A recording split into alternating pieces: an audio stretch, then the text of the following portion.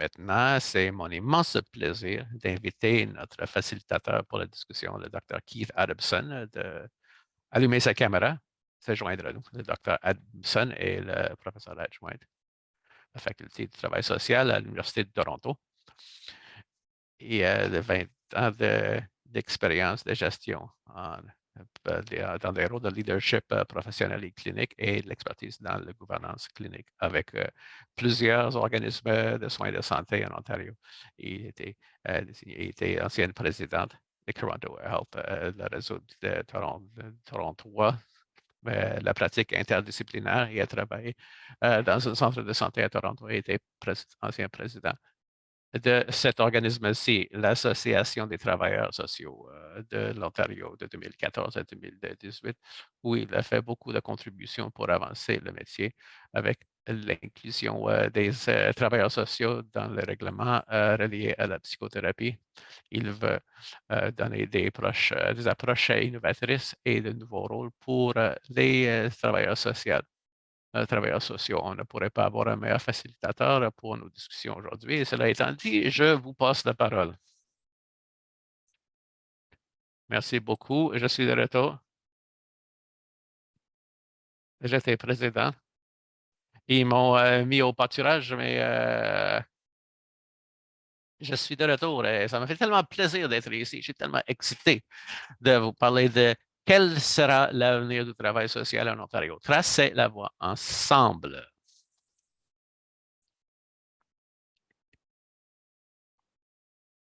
Nous sommes ravis d'accueillir plus de 300 membres de l'ATSO et on est en bonne compagnie. Comme vous voyez, j'ai le foyer allumé. Donc, c'est comme une jasette, une conversation au coin du feu. Donc, prenez un breuvage chaud, installez-vous et profitez à écouter la conversation. Vous participez aussi, vous pouvez poser vos questions à la fin. Donc, aujourd'hui, nous avons le président de l'association, le Dr. Donahoe, et le Dr. Dépessour, le PDG, pour avoir une conversation sur l'avenir du travail social en Ontario.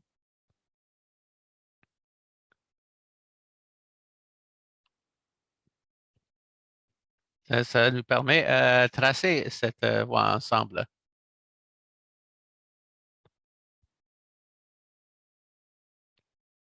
Donc, vous devrez voir pour les nouvelles orientations stratégiques qui vont guider le travail de l'association pour les prochaines 5 ans. J'ai vraiment hâte de vous en parler. Et je pense que ces élections vont nous aussi vont déterminer l'avenir de la profession. Donc, je suis content si je peux devenir un peu plus familier. Ça ne vous dérange pas? Avant de commencer dans la conversation, donc le docteur Peter Donahue est le président du programme des diplômés au deuxième cycle et aussi professeur King's College. Il fait un travail social. Qu'est-ce que je pourrais dire de plus? C'est ton troisième mandat comme président de l'association. Peter, wow, ça fait bien. Tu as toujours essayé de me dépasser aussi. Et dans ces grandes réalisations, c'est un membre fondateur de l'initiative nationale pour les soins des aînés. Et bienvenue, Peter, bien sûr, est le PDG de l'association et a de grandes expériences cliniques en travail social, en santé mentale, et a mené une stratégie avec des rôles de leadership, direction, avec le système de soins de santé. J'ai rencontré depuis avant qu'elle était PDG à l'association avec son travail comme leader en soins de santé. Elle a un intérêt de recherche concernant l'interprofessionnalisme et l'empathie interprofessionnelle. C'est là que DP et moi avons, où nos chemins se sont croisés dans nos travaux de recherche. Donc, j'aimerais vous remercier tous les deux d'être ici. Bienvenue. Merci, Keith. Alors, partons de la conversation. Les derniers 2 ans, si on s'en rappelle un peu, là, ça a été comme vraiment fou. Les dernières années, c'était une période d'immenses changements et de transformation de plusieurs systèmes, que ce soit organisé, on a exprimé choses. Genre, on a vu comment les choses ne sont plus comment elles sont. Il y a beaucoup de conversations sur le virage des systèmes éducation financier, de santé. Il semble avoir du changement à tous les niveaux. Nous avons vu d'autres besoins émerger parmi la population. Le besoin en santé mentale, le financier, et il y a moins de ressources humaines. Il y a eu tellement de choses qui arrivent dans le système.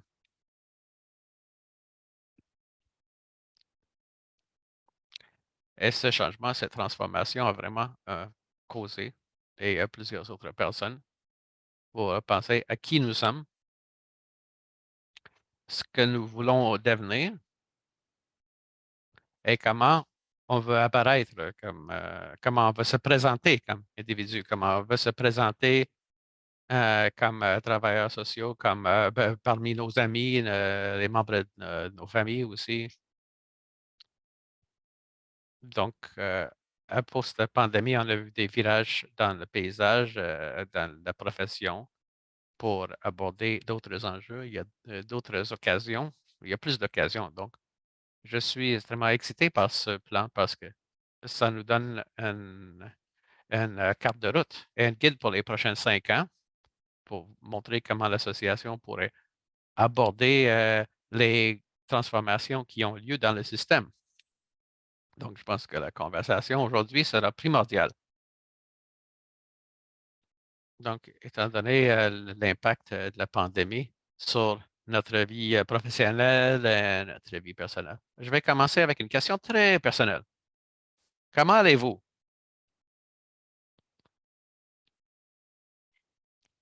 Oui. Comment allez-vous? OK? Honnêtement, je pense que ça, depuis les derniers 2 ans, c'était les années les plus transformatrices dans ma vie personnellement, professionnellement. Il s'est passé tellement de choses. Et je sais que vous, en tant que leader qui mène l'association à travers le changement, et aussi votre vie personnelle euh, avec vos changements, euh, comment allez-vous? C'est une question au bout de tous les lèvres et dans nos conversations aussi avec les amis.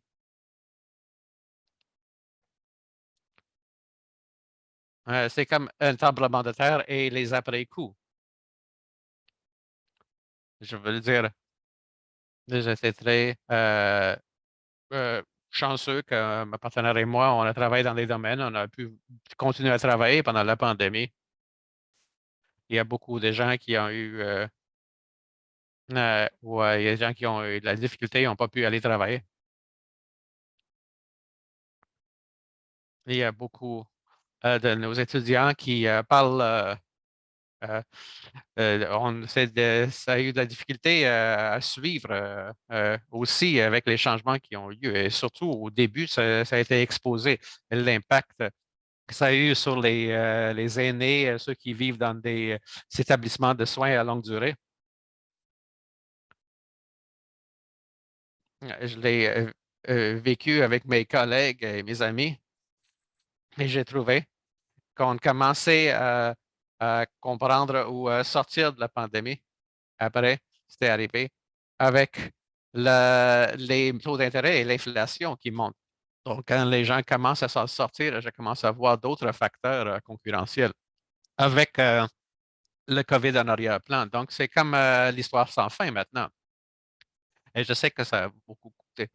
Et quand on parle de des événements de la vie qui sont stressants. Si on vit le début et la fin, si on voit la fin, ça peut réduire le stress, mais pour beaucoup de gens avec qui on travaille, surtout les gens qui sont les plus vulnérables, il n'y a pas vraiment de fin claire en vue. Donc, il y a tellement un grand impact sur le mieux-être et la santé mentale et physique aussi. Oui, c'est très vrai. Ouais, je suis complètement d'accord. Merci, Keith, d'avoir commencé avec cette question pour demander comment on se sent. Et on l'a vu avec parmi nos collègues aussi. Des fois, on demande, on oublie de demander comment les choses vont. J'essaie de pas vous répondre comment c'est au niveau personnel. C'était difficile de virer. Quand j'ai commencé, 6 mois, j'étais juste PDG pendant 6 mois et la pandémie est arrivée. C'était difficile, incroyablement. Je suis allé en mode de crise pour notre équipe, notre profession, mes filles chez nous. J'avais décidé d'acheter 2 chiots aussi avec mon époux aussi. On partageait l'Internet et se débattait. Aussi, ça gèle à Brampton. Ça prend des fermetures du réseau Internet. Donc, ça se peut que le réseau ferme. Comment ça fonctionne avec les travailleurs sociaux? Il faut toujours montrer de la souplesse. On est habitué, mais oui, je suis inquiète et c'est difficile de ne pas être préoccupé quand on est leader ou quand on joue nos rôles formels aussi de leadership. Il y a des gens qui m'ont entendu parler du travail social et le rôle de leadership qui est inhérent à ce travail. Donc oui, ça me préoccupe avec tous nos collègues à travers la province, ces leaders. Et oui, comme toi, Peter,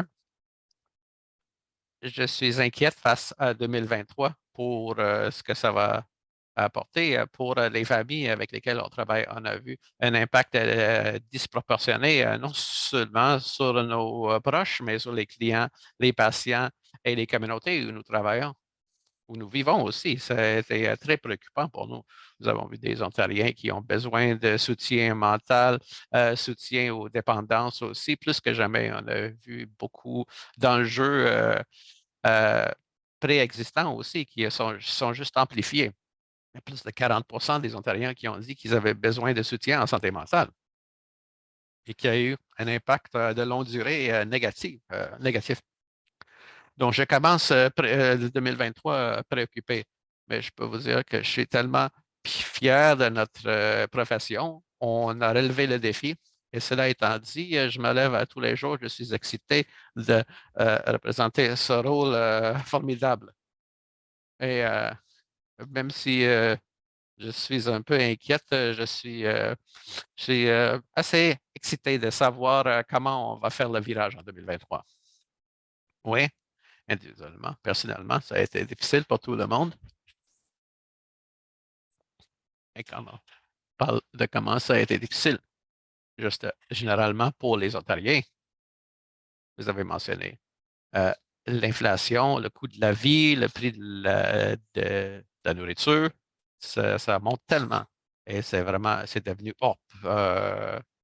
c'est devenu inaccessible pour beaucoup de gens. On parlait des besoins croissants en santé mentale, en logement aussi. Il y a tellement de besoins que vous avez mentionnés avec la province de l'Ontario. Et je me demande si, Peter, si vous pouvez nous aider à comprendre comment les besoins des Ontariens. Il y a des enjeux sociaux, économiques que des Ontariens ont été considérés dans le travail du CA sur le plan stratégique. Merci beaucoup, je l'apprécie beaucoup. Au début de cette présentation, vous avez vu les 4 piliers stratégiques de notre plan stratégique. J'en suis tellement excité. C'est devenu notre carte de route avec tout ce qu'on fait pour soutenir nos équipes. Et je pense que c'est très important. Il y a des gens qui se demandent comment ces choses se sont produites. Est-ce que vous êtes dans une salle pour l'inventer? Vous avez embauché un consultant qui a tout mis. Et quand on revient, l'éthique et au travail social. On essaie de s'engager profondément avec nos membres, notre personnel, avec le CA et nos groupes aviseurs à travers l'Ontario pour comprendre quels sont les besoins des gens qui desservent et leurs besoins comme professionnels en travail social. Donc, ça met les fondations pour ce travail. Donc, ça semble être professionnel, mais c'est un processus assez complexe pour s'y rendre. Donc, il faut analyser le travail ou le contexte où on travaille. Comme le plus grand fournisseur de travail social dans la province, ben, on voit nous sommes un groupe qui peut déclencher ou ouvrir l'accès aux soins de la santé mentale dans la province. Donc, on est ici. Ce qui nous soutient, c'est notre première vision, dont je suis tellement excité, c'est pour mobiliser la santé mentale et le mieux-être à travers le Canada, qui était vraiment l'emphase principale pour tous les piliers où on s'est investi quand on regarde les organismes, les visions tendent à être aspirationnelles. C'est quelque chose qui n'est pas réalisable, mais on tend toujours vers ce but. Mais je dirais plutôt, étant donné l'expertise de nos membres et leur dévouement dans cette province, je dirais plutôt que c'est une vision qui pourrait être réalisée. Et c'est ça qui m'excite. C'est pas que je rêve pas en couleur. Je pense que vraiment, c'est quelque chose qu'on pourrait faire ensemble. Et nous travaillons ensemble vers ce but. Donc, ce n'est pas rêver en couleur. Oui, c'est faisable. On est capable. Oui, c'est à notre portée. Et c'est intéressant parce que des fois, c'est le pouvoir des capacités, mais aussi ça prend de la volonté pour avancer les choses. Et ce n'est pas facile. Ces choses parce que oui, ils sont aspirationnels. J'adore quand les gens disent que nous sommes les plus grands fournisseurs de psychothérapie en Amérique du Nord, au Canada, en Ontario. Et des fois, on l'oublie. Donc, peut-être c'est comme ça que ce que j'aime bien quand les gens vont le réitérer. Et je passe par le document et je regarde les questions pour certaines parties. Donc, en avançant ce travail, il y a d'autres conversations qui ont lieu actuellement. Je ne pense pas que ce soit une surprise que vous avez. Il y avait une double pandémie.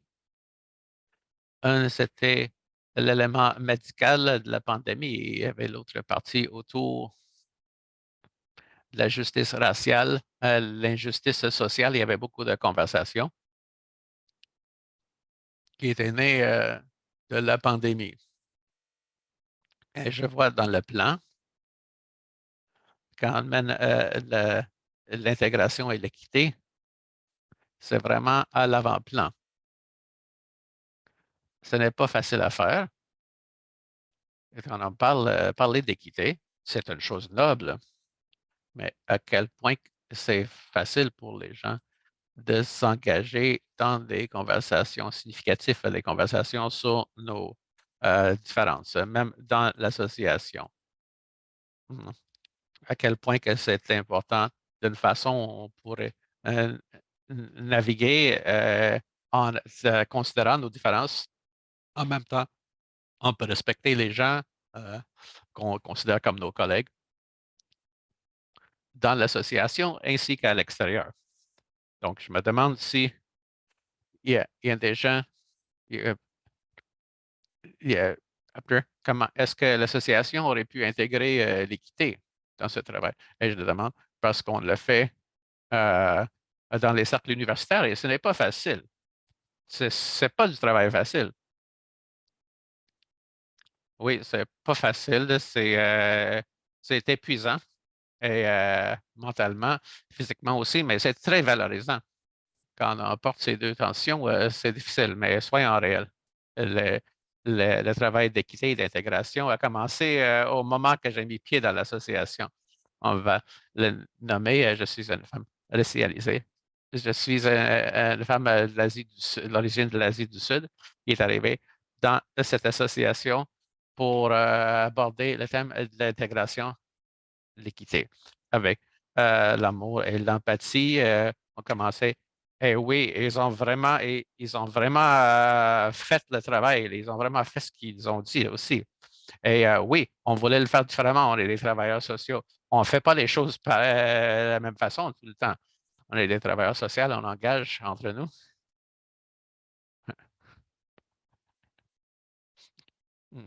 Donc, on a appelé nos membres aussi. On était avec un travail aviseur. Et il y a toujours des experts comme experts de travail. On a demandé ce qu'ils voulaient voir. Et il y a ce que beaucoup de gens ne savent pas, et dont je suis très fier, c'est que cette partie d'intégration d'équité dans notre planification stratégique a été rédigée avec moi et avec nos membres. La première fois que j'ai vu ce travail nommé de cette façon, non seulement ici, mais dans une OSBL, je vais le dire, la première fois que je vois ça en Ontario. Et je ne le dirai pas. Je devrais parler de l'incroyable parcours avec tout le travail fait aussi, des réunions en soirée, des critiques, des révisions, enfin, partager les opinions, les émotions et nos expériences aussi, en essayant de représenter des voix et des pensées divergentes. Et on va se tromper des fois. C'est nommé dans le plan stratégique. Le CA aussi, Peter et moi, en parlons aussi. On voulait créer un espace pour la vulnérabilité dans nos valeurs d'intégrité et on va faire des erreurs et on commence à faire ce travail. Donc, on est très tôt dans le précoce, dans le parcours, mais c'est pas au début comme on était là avant la pandémie, il a fallu s'ajuster à la pandémie. On va continuer à avancer dans ce processus. On va euh, faire entendre la voix de beaucoup de nos collègues. On va parler de l'âge, la durée de vie, de la représentation, la race, la couleur, l'ethnicité, le dialogue, les critiques, la réflexion critique, le développement des compétences, juste pour nommer quelques éléments. Et oui, c'était éprouvant et c'est difficile, mais nous avons le partenariat pour le faire. Tout le monde ici dans la province, tout notre CA, tout notre CA, les gens comme Keith, vous n'avez jamais quitté l'association. Donc, pour cette raison, regarde ce qu'on a fait. Mhm. C'est pour le développement de la programmation aussi, pour le développement professionnel. On a diversifié la faculté, diversifié le personnel, ça va au-delà de la définition de la diversification aussi. Euh, et ça prend du courage et de l'excellence, mais ça prend plus que ça prend vraiment de la résistance aussi. Et voici où on est rendu. Voici. Merci de l'avoir partagé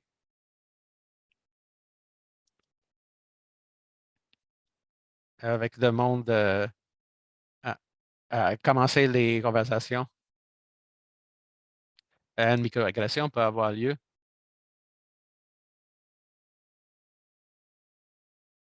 Souvent, on veut l'annuler, cette chose.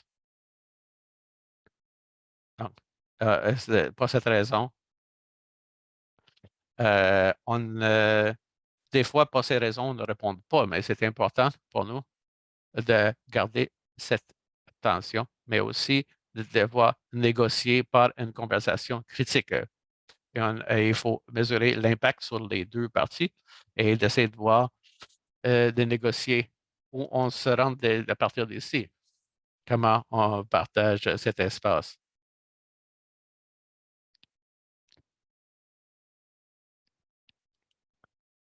Et d'avoir ces conversations, on ne le dépasse pas parce qu'on est pris,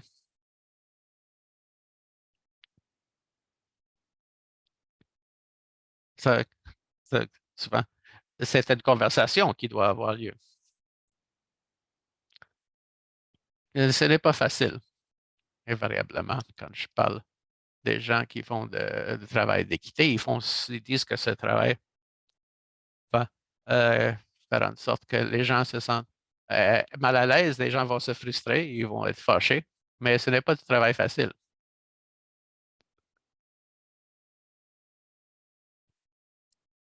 Euh, je me demande comment le CA entrepris une partie de ce travail. Donc, quand on revient aux paroles de DP, on le voit comme un parcours et non une destination. Et beaucoup de gens qui ont pris ce parcours aussi, ou un voyage où il peut y avoir des changements de température, la construction aussi. Quand les gens vivent à Toronto, dans le milieu urbain, il y a la saison de la construction, on voit des barrages. Des fois, il faut prendre des détours aussi. Donc, il faut prendre des décisions. Donc, c'est ce genre de travail continuel. Et je vais encourager les membres pour dire, des fois, on oublie euh, qui sont les membres du CA, mais les gens là, qui siègent sur le CA ont été les leaders clés dans notre métier pour le travail d'équité. Ils apportent leur expertise au CA, qui est vraiment excitant. Et je pense, en tant que collectif, quand on présente nos principes de respect et d'utiliser des preuves, un des éléments clés, c'est qu'on se tienne responsable pour ce travail. Ben, c'est jamais fait de façon où on jette la honte sur les autres ou la blâme, mais c'est dans un but de s'auto-améliorer. Et voici ce qui est excitant dans mon bureau. J'ai siégé sur plusieurs CA à travers les années et il y a quelque chose qui dit, j'espère que j'espère que si je meurs, ça ne sera pas une réunion du CA parce que la transition entre la vie et la mort sera moins brusque. Donc, oui, c'est un groupe tellement dynamique et revendicateur aussi, électrisant. Et on voit le travail fait par nos membres aussi. Ça m'énergise tellement, DP et moi. Donc, on a notre DP et moi, on a la petite jasette euh, et on le voit à la fin de l'année quand vous êtes fatigué. Je termine les appels et je me sens encore plus énergisé. Donc, je suis tellement fier du CA et puis, comme le PDG et l'équipe aussi à l'association de voir la croissance et le développement et juste de voir le travail que nos membres font pendant tous nos comités, dans tous nos comités directeurs et toute leur contribution. Je devrais le dire. Des fois, en tant qu'éducateur, on devient fatigué. On se demande pourquoi on le fait. Mais quand je regarde nos membres, je regarde l'équipe, je regarde le CA, je suis tellement fier, vraiment fier de dire que je suis un travailleur social et tellement fier de dire que je suis membre de l'association.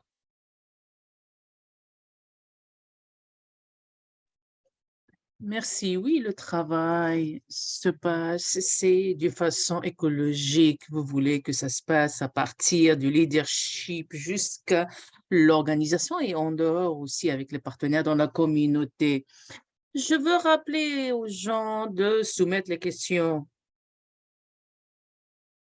en utilisant la fonction.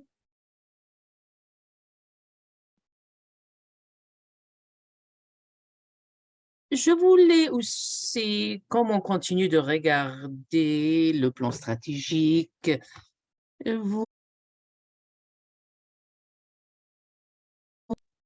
ce qui est clair de notre, nous voulons être inclusifs avec une vision équitable. Nous voulons une vision équitable. J'aimerais un peu entendre plus. Qu'est-ce qui pourrait être fait de plus dans cette vision? Qu'est-ce que vous voyez comme les enjeux les plus pressants pour le futur? Je peux commencer. Vous savez, il y a tellement de choses et on arrive aux choses tangibles en fait. Notre futur, la valeur de notre profession, la crédibilité du travail que nous faisons est en jeu. La santé mentale, euh, pour les Ontariens avec des maladies préexistantes, les personnes avec handicap qui est impacté de façon disproportionnée et qui est en train de faire que nous avons ce paysage dynamique. Et maintenant, plus que jamais, nous avons besoin d'une place, une chaise à la table de négociation pour voir la disponibilité et la viabilité de notre profession à chaque jour. L'Association des travailleurs sociaux de l'Ontario, les membres, les parties prenantes avec des réunions, avec les gouvernements plus que jamais dans les dernières années pour nous préserver, pour nous identifier, pas seulement avec un besoin de ressources, mais aussi comme des agents porteurs de solutions. Nous sommes dans les écoles, nous sommes en soins primaires, on est dans du bureau de pharmacie, on est dans des pharmacies.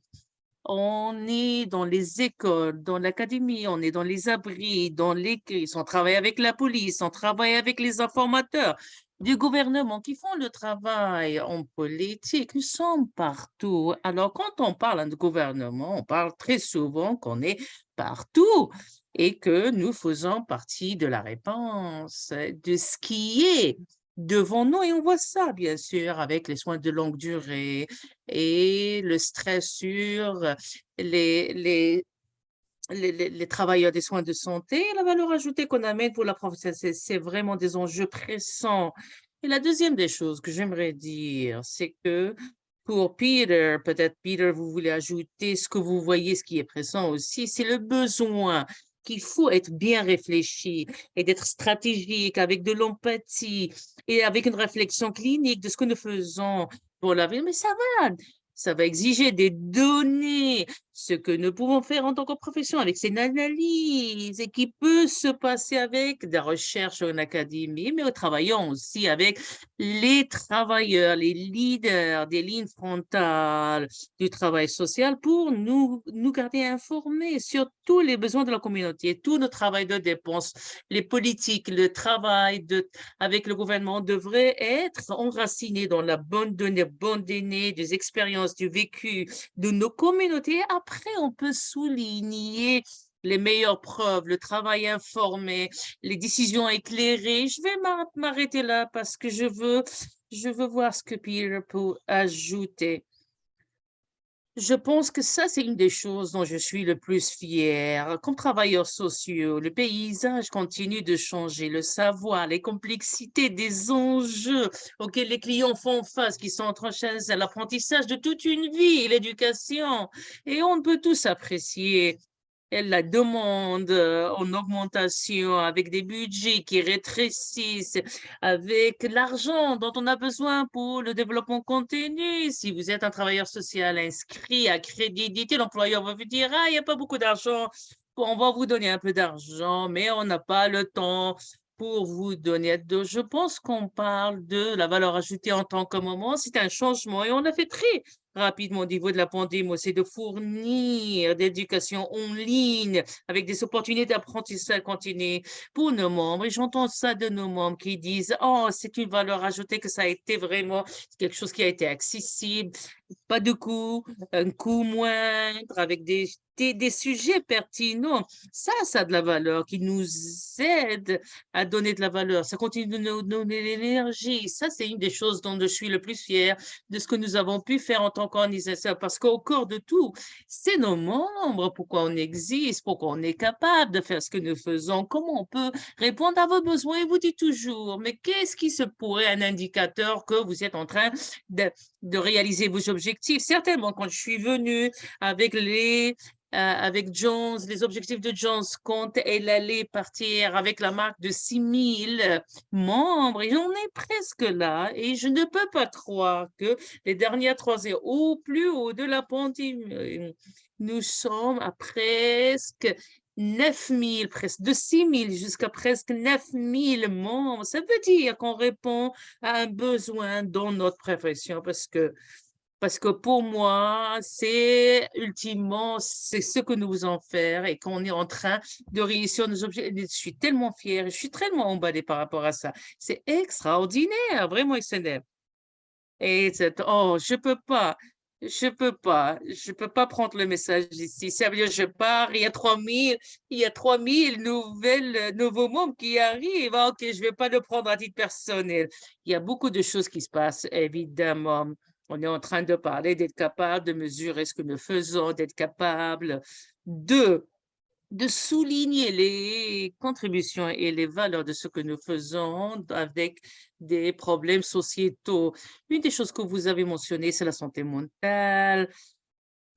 Je sais, le besoin est tellement grand, c'est-à-dire, la plupart de mes étudiants, par exemple, dans le dernier terme, ils ont déjà un emploi. Quand je me diplômais, c'était pas. Et ils disaient: «Ah, attendez 6 mois, une année, que pour commencer avec un non, ces gens-là, ces étudiants sont en train de les prendre. Il y a quelque chose sur le travail social et la contribution. Mais qu'est-ce qui vous emballe le plus pour le futur de la projection de la profession? Peter, vous ou moi? Allez-y, allez-y, commencez, hein. Ce qui m'emballe le plus, il n'y a pas de temps meilleur que le temps présent pour faire ce que nous voulons faire, en essayant de faire depuis très longtemps. Je sais que les gens ne me croient pas. Nous avons une place autour de la table sur la santé publique, la discussion, ce que les familles et les communautés vont faire, comment on bâtit le professionnalisme aussi, que le dialogue essentiel et aussi on a notre place autour de la table. On a dit pendant très longtemps que notre gouvernement nous parle pour nos perspectives, comment gérer les enjeux des jeunes gens et des enfants, et pour le futur des gardiens, gardiennes, pour poser des questions concernant le changement de politique. Alors, ce qui m'emballe, on est toujours en train de frapper à des portes, mais je vois des gens qui viennent taper à notre porte maintenant. C'est très emballant pour notre profession. En retour, j'ai eu le plaisir de représenter plusieurs voix autour de la province qui font ce travail chaque jour et qui on est en train de faire le meilleur de notre essai et c'est notre honneur. Je représente le meilleur emploi du monde. Il n'y a pas plus emballant que ça, franchement, Keith. Je peux ajouter, DP, pour moi, ce qui est emballant, c'est que pendant des années, j'ai trouvé soit que les gens n'avaient c'est quoi le travail social, une perception, je me rappelle une école, nous avons un consultant qui était venu, qui faisait un peu une analyse environnementale. Il dit, ah, je suis pas sûr ce que c'est que le travail social, mais je suis sûr que ce qu'ils font est bon. Et j'entendais les gens me disent, mais qu'est-ce que vous faites? Je dis, ah, professeur. Professeur de quoi? Je dis, travail social. Oh, vous êtes quelqu'un de ces personnes qui emmènent les enfants des familles. Non, j'ai dit non, mais j'ai pas fait ça. Et ça, on est beaucoup plus que ça. Mais ce que j'entends maintenant, et c'est que les gens me disent, oh, des conversations où les gens me posaient la question, ils m'ont dit, avec de l'information, avec des stéréotypes, j'entends des choses comme, vous savez, ma fille a eu beaucoup de problèmes de soins, de santé mentale et on a eu la travailleuse sociale extraordinaire et franchement, j'ai eu de ce programme EAP, j'ai quelqu'un, mon partenaire, un éducateur, nous avons un programme qu'on appelle le soutien des familles électroniquement dans les écoles et un de mes collègues dit, ah, si vous êtes dans le programme, ça a sauvé la vie de notre famille. Et je commence à entendre toutes ces choses qu'on a entendues pendant des années. J'entends ça de façon publique. Des gens qui ne savaient pas ou qui ne savaient pas vraiment. Maintenant, ils voient l'impact de ce que nous faisons sur toute une vie, depuis l'enfance jusqu'au le vieillissement. Parce que je vois qu'on est en train de voir une renaissance de profession. Allez, on va chanter, finalement. Oh là là, on attend ça depuis tellement longtemps. Maintenant, on est au précipice. On a dit qu'on ne va prendre des questions. Alors, pour DP et Peter, je vais regarder, je vais voir. Il y a des questions très cool ici. Il y a une question. Comment vous, en tant que leader, contribuez ou soutenir pour réaliser la stratégie? La question la plus ma question favorite, c'est ma question favorite. Nous avons beaucoup de groupes. Si vous êtes dans l'éducation, des soins de santé, travail essentiel, si vous êtes un leader, il y a un endroit pour vous sur notre conseil de consultation parce que nous voulons entendre vos voix. Si vous êtes intéressé, écrivez à Info OS. Vous pouvez, une fois par an, on fait un appel. Il y a beaucoup de sous-comités où vous pouvez participer. Et si vous avez un leader émergent, un nouveau diplômé, nouvelle diplômée, vous pouvez. Et je suis très actif avec, pour regarder à travers la pandémie, même à travers l'été, il y a qui écrit pour le côté. Alors, ils se sont rencontrés, beaucoup de besoins, par exemple, comment avoir le premier emploi, comment comment, de point de vue organisationnel, au niveau de la stratégie, comment faire du travail clinique, si vous êtes intéressé en ça, et de écrire des politiques. Il y a de l'espace aussi pour les étudiants sur notre comité consultatif des étudiants. Lisez les infolettres qu'on publie avec des discussions avec le gouvernement, les parties prenantes. Désolée si on vous a pensé, envoyé tellement de messages, mais si on a beaucoup dit que on veut votre feedback, on veut votre, et finalement, je dirais, impliquez-vous, venez dans ces conversations, euh, allez à tous les événements de développement, prenez cette information, partagez avec les collègues qui ne sont pas des travailleurs sociaux parce qu'ils s'attendent à ce que vous partagiez cet apprentissage pour développer les équipes autour de vous et aider à propager parce qu'on ne peut pas le faire définitivement. On a besoin d'être intersectoriel sur ça. Je dirais, on fait l'appel pour de nouveau, si vous voulez impliquer, commencez avec le réseau d'engagement local. Je suis plusieurs d'entre vous, il y avait un mouvement pour aller d'un conseil régional à ces réseaux locaux de réseautage.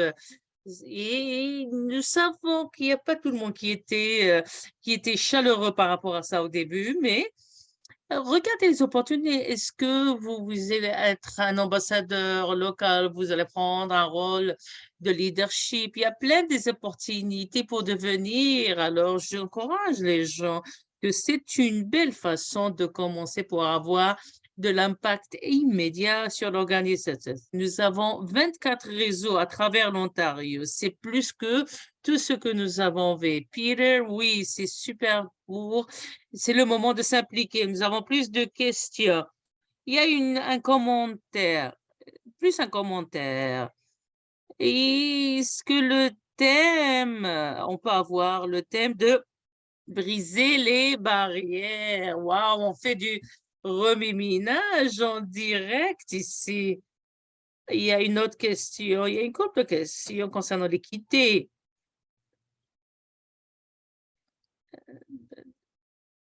L'association a fait beaucoup de bon travail pour le travail d'intégration, la stratégie, beau travail. Est-ce que l'association peut aider les associations à développer leur propre.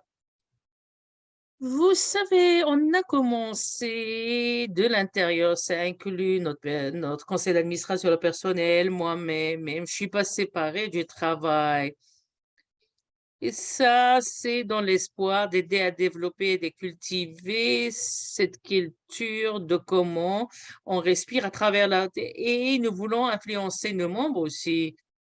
Et maintenant, il y a un point où les gens sont en train de chercher ce soutien pour les aider à allumer le même emballement, la même excitation, comment on peut faire ce travail en dehors de notre profession.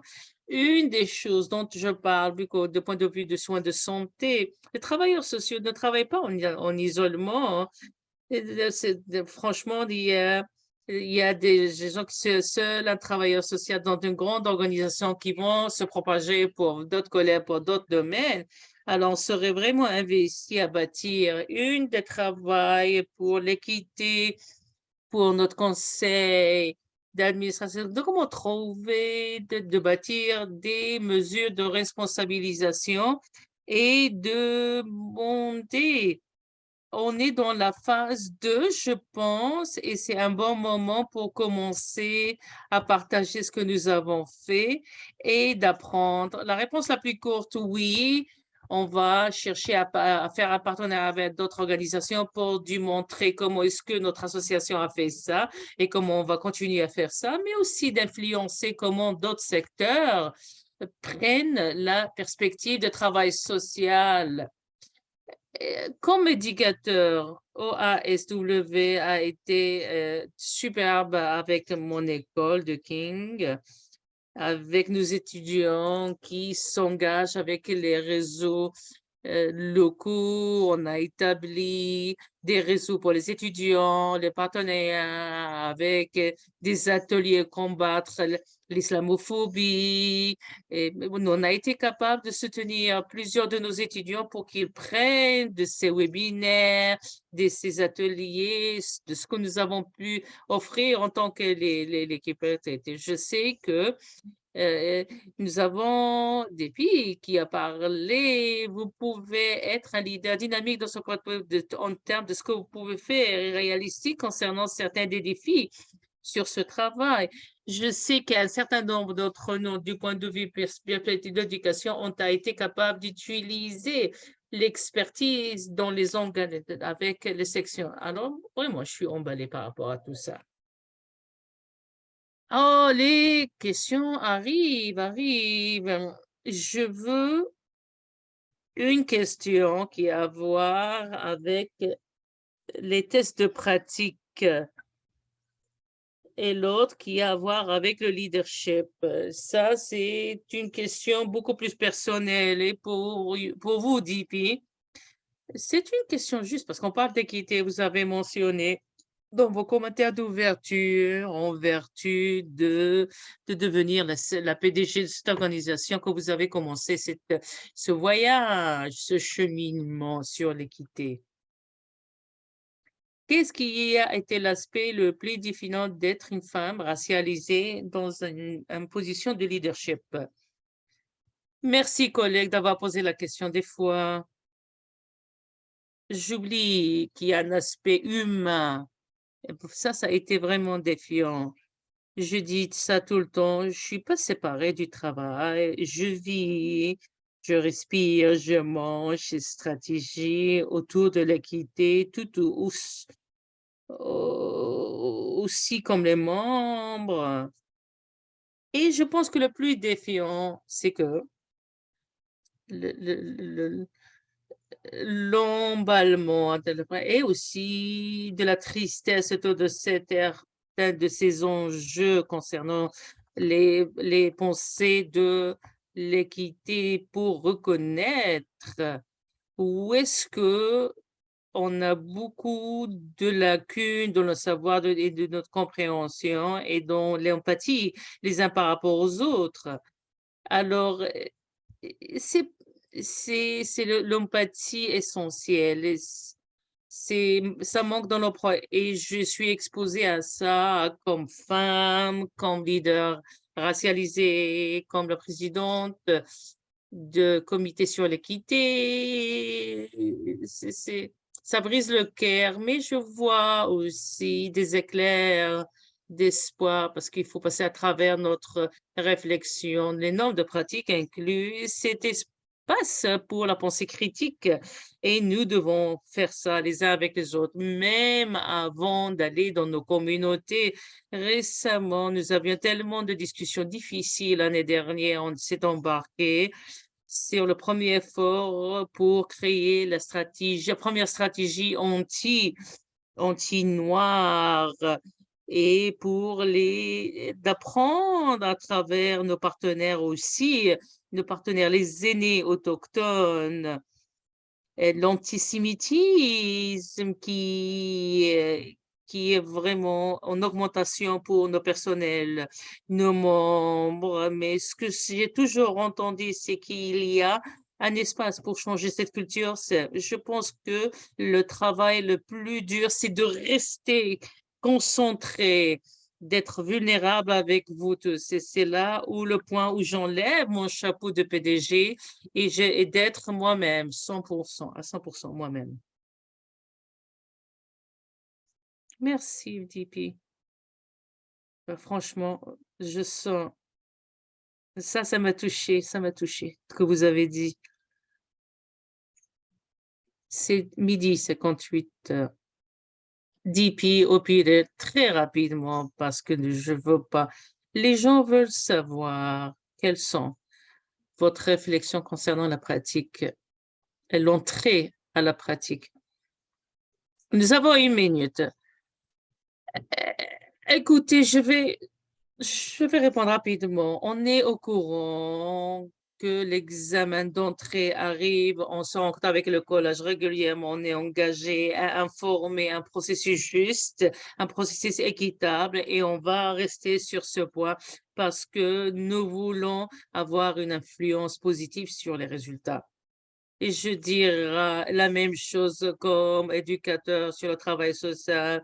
Ça a été en première pensée sur les doyens en Ontario, au Canada. Et il y a, pour chaque enseignant, il y a une opinion variée. Je pense que la seule chose, de ma perspective, c'est de l'engagement. L'engagement de s'assurer qu'il y a une entrée de pratique équitable, accessible et qu'on ne crée pas des barrières supplémentaires comme on soutient les personnes dans ce processus.